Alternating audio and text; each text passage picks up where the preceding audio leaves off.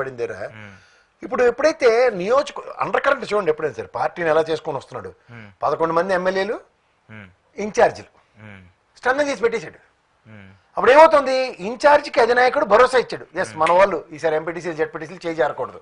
అప్పుడు పరిరక్షించుకునే విధానం ఎలా ఉంటుంది, అధినాయకుడు డైరెక్ట్ ఇన్స్ట్రక్షన్స్ ఉన్నాయనుకోండి, నాయకుడు ప్రొటెక్ట్ చేయబడ్డాడు ఇన్ఛార్జ్ రూపంలో, నాయకుడి యొక్క గణమే పనిచేస్తుంది, మొత్తం పనిచేస్తారు. ఆ పని చేసినప్పుడు ఎంపీటీసీలు జెడ్పీటీసీలకి మేము ఉన్నాం, మన పార్టీ ఈసారి కష్టం నిష్ఠూరం, మీకు మేము కాపాడుకుంటాం, మమ్మల్ని మీరు కాపాడండి. ఆ chain system ecosystem develop అయింది అనుకోండి, అదే అయింది. ఇప్పుడు ఒకటిద్దామా అని సనాతన ధర్మం చెప్తే ఏంది, ఒకటి మీకే ఇచ్చారు లాస్ట్కి, అది ఒకటి వచ్చింది వాళ్ళకి. ఇప్పుడు అవిశ్వాసాలు పెట్టాలన్నా కూడా ఆలోచిస్తున్నారు ఈ టైం పీరియడ్ లో. బేగాలు పోయారు, కడప ఏం చేశారు, కడప లేదా, కడప అది అలా కాదు. సాధారణంగా ఆవిడ మాధవి మేడం గారి అయితే మామూలుగా చాలా రెబల్ స్టార్ కృష్ణరాజులా ప్రవర్తిస్తున్నారు ఆవిడ, మరి ఏమంత అత్యుత్సాహం ఆగిపోయింది. నాట్ ఓన్లీ అంటే ఆవిడని నేను అంటలేదు, జనరలైజ్ చేసి చెప్తున్నా, ఒక ఫోర్స్ తో పనిచేశారు కదా. అవును, ఎలాగైనా సాధించాలని చెప్పి పనిచేశారు. అంటే 25-10 సార్లు పిల్లుల్లో అవుటేసి కొడితే అని చెప్తుంటే చూడండి, అలా 11 మీరేడు చేయలేరు అన్నప్పుడు జూలు విదిలిస్తే ఇలాంటి రిజల్టే వస్తూ ఉంటుంది అంటారా. పార్టీ మన 23 వచ్చినప్పుడు మీరేం చేశారంటే కరోనా అని ఎక్స్క్యూజ్ చెప్పడం వేరు, ఈ 11 రాగానే ఇమ్మీడియట్ గా కార్యాచరణ మొదలెట్టడం వేరు కదా. మీరు గమనించుకోండి, 10 నెలల సమయంలో 3+1 4 ఉద్యమాలు జనాల్లోకి వచ్చాడు ఆయన. అవును, ప్రజలతో రీఎంబర్స్మెంట్ కావచ్చు, ఎలక్ట్రిసిటీకి సంబంధించి కావచ్చు, లేదంటే రైతులు అనుకోవచ్చు, రైతుల సమస్యలు అనుకోండి. ఈ రాబోయే రోజులు ఇంకా వ్యతిరేకత పెరుగుద్ది, ఎందుకు పెరగదండి. మీరు నేను ఆయన మాటతో కూడా బ్రహ్మాండమైన స్టాటిస్టిక్స్ చెప్పాడు, ఈ P4 పకోడీ కబుర్లు చెప్తే. ఇప్పుడు మనకి మనం ఇద్దరం కూడా విశ్లేషించుకున్నాం, సిఎస్ఆర్ యాక్టివిటీతో పెట్టి చారిటీ ఎలా ఉంటుంది మన దగ్గర. ఇప్పుడు మీకు సింపుల్ లాజిక్ ఆయన చాలా బాగా చెప్పాడు, మనం కూడా ఎప్పుడో నుంచి మొత్తుకుంటుంది అదే. ఇప్పుడు దేశంలో 80 కోట్ల మందికి నేను ఫ్రీ రేషన్ ఇచ్చాడంటే 117 కోట్ల లెక్క చెప్పండి. మీరు ఊరికే పెంచేసుకుని 150-170 కోట్లకి లెక్కలు చెప్పకండి, ఇంకా జనగణన అవ్వలేదు అసలు. ఈ రోజు కూడా డిస్పారిటీ అదే జరుగుతుంది. ఇప్పుడు మీకు ఇది గమనిస్తే మీకు ఇందులో దగ్గర 1,60,00,000 కుటుంబాలు ఉన్నాయండి ఆంధ్రప్రదేశ్ రాష్ట్రంలో.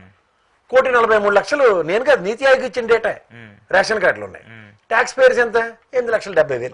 ఆయన చెప్పండి, నేను క్లారిటీ ఆయన చెప్పడం ఏంటి, దేశం మొత్తం మీద ఈడ్స్ కొడితే 2% ట్యాక్స్లు కడతారండి, టోటల్ 4% చెప్తారు, అందులో 50% నిల్ రిటర్న్ బ్యాచే. అవును, ఇప్పుడు కట్టేవాళ్ళు 8 లక్షల మంది, ఎంతమంది, 8,76,000 మంది ఏపీ రాష్ట్రంలో. ఇప్పుడు 8,76,000 మంది బిలో పావర్టీలో ఎంతమంది ఉన్నట్టు, 90% ఉన్నారు. 90% ఉన్నారు, అంతే కదా. అవును, 1,61,00,000 కుటుంబాలంటే 1,43,00,000 మంది వైట్ రేషన్ కార్డులు ఉన్నాయంటే, రేషన్ కార్డులో బియ్యం తీసుకున్నాడు అందరూ పేదలే కదా, వాళ్ళేం పెద్ద తీసుమార్గాలు అంబానీలు కాదు కదా. సో వీళ్ళని మీరు 8,76,000 మందికి టాస్క్ ఇచ్చారు అనుకోండి, కాపాడండ్రా అని వాళ్ళు జనరలైజ్ చేద్దాం. ఇప్పుడు జనరలైజ్ చేసే దగ్గర ఉదాహరణకి ఒక వైస్ ప్రెసిడెంట్ స్థాయిలు, నెక్స్ట్ జనరల్ మేనేజర్లు ఇలాంటి వాళ్ళు ఉన్నారు అనుకుందాం. వాళ్ళు ఆల్రెడీ వాళ్ళ కంపెనీ పరంగా సిఎస్ఆర్ యాక్టివ్లో ఎవరి సవాలు వాడు చదువుతూనే ఉంటాడు కదా, ట్యాక్స్లో ఎంత సెట్కి అంతకాలే కదా. ఇప్పుడు ఉదాహరణకి ఆడి జీతం ₹1,00,00,000 ఇస్తున్నాడు కానీ ఆడు మారుతి 800 వేసుకుని వెళ్ళదు కదా, గూగుల్ ఆడించుకుంటూ ఆడి ప్రాణాలను దిగించి ఒక కారు కొంటాడు. సో ఆడు చావు ఆడు వస్తూనే ఉన్నాడు దగ్గరికి. నువ్వు ఇంకా నీకు ఇద్దరు నప్ప చెప్తున్నావు, దత్తత తీసుకుని గ్రామాలు చేయనట్టు అలా సచిన్ టెండూల్కర్, రామానాయుడు గారు ఇలాంటి వాళ్ళ వరకు చేత కాలేదు కానీ మీకు చేతనైపోద్ది. అలాంటి వాళ్ళు ఇప్పుడు ఆల్రెడీ చారిటీ ఫండ్స్ నడుస్తూ ఉంటాయి, ఎవరికి వాళ్ళు ఎమ్మెల్యేలో లేదంటే ఎన్ఆర్ఐలో వాళ్ళ గ్రామానికి వాళ్ళు స్వతహాగా ఏం చేయాలనుకుంటున్నా వాళ్ళు చేస్తున్నారు. మళ్ళీ పర్టికులర్ గా ప్రభుత్వాన్ని తీసుకొచ్చి ఏం చేస్తారు అనేది ఇక్కడ పాయింట్. అదే చెప్తున్నాను, వీళ్ళు 6 ఏవైతే ఉన్నాయో సంక్షేమ పథకాలు, అలా మా ధర్మవరం మాజీ ఎమ్మెల్యే గారు చెప్పినట్టు ఆల్రెడీ 10 లక్షల అప్పులు ఉన్నాయని మీరే కొట్టుకుంటాం, మీరు 6 ఇచ్చేస్తానికి ఎక్కడి నుంచి డబ్బులు వస్తాయన్నది ప్రాథమిక అవగాహన లేకుండా మేము ఎప్పుడూ ఒకటే అడుగుతున్నాం, సంపద సృష్టిస్తాను ఎలా చెప్పు, బీ ప్రాక్టికల్. లేదా నీకు ఉద్యోగ కల్పన కల్పిస్తాను ఎలా. ఇప్పుడు మొన్న అంబానీ వచ్చాడు, ఆయన మాట్లాడుతున్నప్పుడు ఫిబ్రవరి 2లో ఇప్పుడు నేను లోకేష్ గారు క్లెయిమ్ చేసుకుంటారు, వాళ్ళు వస్తారు ఇల్లు వస్తారని 67,000 కోట్లు ఇన్వెస్ట్మెంట్ చేస్తూ ఆయన చెప్పేది ఏంటంటే, ease of doing business number 1 ఇండియాలో, the way you are flourishing your business in the AP సినారియోలో, that is what made me to attract towards AP. That's why most of the districts లో నేను 500 పైచిలక ఈ 67,000 కోట్ల ఇన్వెస్ట్మెంట్ తో నేను solar power ఎనర్జీని పెడతానని చెప్పాడు. అట్లా మీరు ఏం చేస్తారంటే చెప్పరే, ఓ పక్క గ్రీన్ కో ఆయన తీసుకొచ్చి పవన్ కళ్యాణ్ తపలు కొట్టి వచ్చాడు. ఇట్లాంటివన్నీ గమనిస్తున్నప్పుడు మనం P4 కార్యక్రమాలు ఇవన్నీ అంటే కాలక్షేపం కార్యక్రమాలు అంటారు. So when you are decided to do this time pass, why the hell we need to.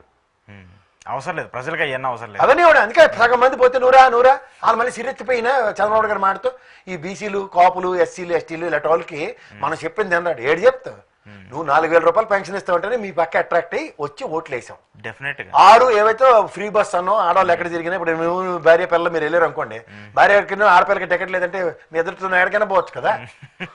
So అట్లా సేవింగ్ దగ్గర ప్రతి కూడా అట్రాక్ట్ అయ్యాడు. ఇటు రామానాయుడు వచ్చి సైకిల్ వేసుకొచ్చి 15,000 అమ్మాయి ఇంటిల పదికి 45,000 50,000 60,000 ఈతల గోట్ల కన్నోళ్ళు అందరికీ లెక్క వేసుకున్నారు. ఎంతమంది ఉంటే అంతకి. సో ఇవన్నీ అవుట్కమ్ ఎక్కడైతే మనకి జీరో కనబడుతుందో కామన్ మ్యాన్ దగ్గర డబ్బులు ఉంటే రొటేషన్. ఇది ప్రాథమిక లాజిక్ ఏంటి సార్ జగన్మోహన్ రెడ్డి తెలుసుకున్న మర్మం. నేను కనుక ఇడికి సంక్షేమం ఇస్తే ఆల్మోస్ట్ 70 to 80% వెనక్కి మార్కెట్ లో వస్తుంది. ఎక్స్చెకర్ అంటే మళ్ళీ ట్రెజరీకే వస్తాయి. ఈ లాజిక్ ని నమ్ముకుని ఆయన సంక్షేమం చేశాడు. అంటే ఓవరాల్ గా సంక్షేమం పట్ల కన్సర్న్ ఎందుకు చూపించాడంటే కొనుగోలు శక్తి ఉందనుకోండి, మార్కెట్ పరిగెడితే ఆయనకే హ్యాపీయే కదా సార్. గవర్నమెంట్ గా మళ్ళీ అందుకే ట్యాక్సెస్ వచ్చాయి, ఎన్ని రకాలుగా జిఎస్టీ ఎలాగ ఉందో మనం ఈ రోజు చూస్తే మళ్ళీ లడాక్ తోనే మొన్న మార్చి 31కి రిలీజ్ చేసిన దాంట్లో కూడా లడాక్ ముందు స్థానమే. లడాక్ కంటే ముందు 45 ఏళ్ళ అనుభవం, నీళ్ళు ఇన్ని టాయిలెట్స్ కట్టించాను అని ఈ పొడి కబుర్లు చెప్పుకుంటూ చాలు, ఇంకా కాలక్షేపం చాలు, టైం పాస్ అయిపోయింది, మీకు ఇంకా కార్యాచరణలోకి రండి, రియాలిటీలోకి రావాలంటారు.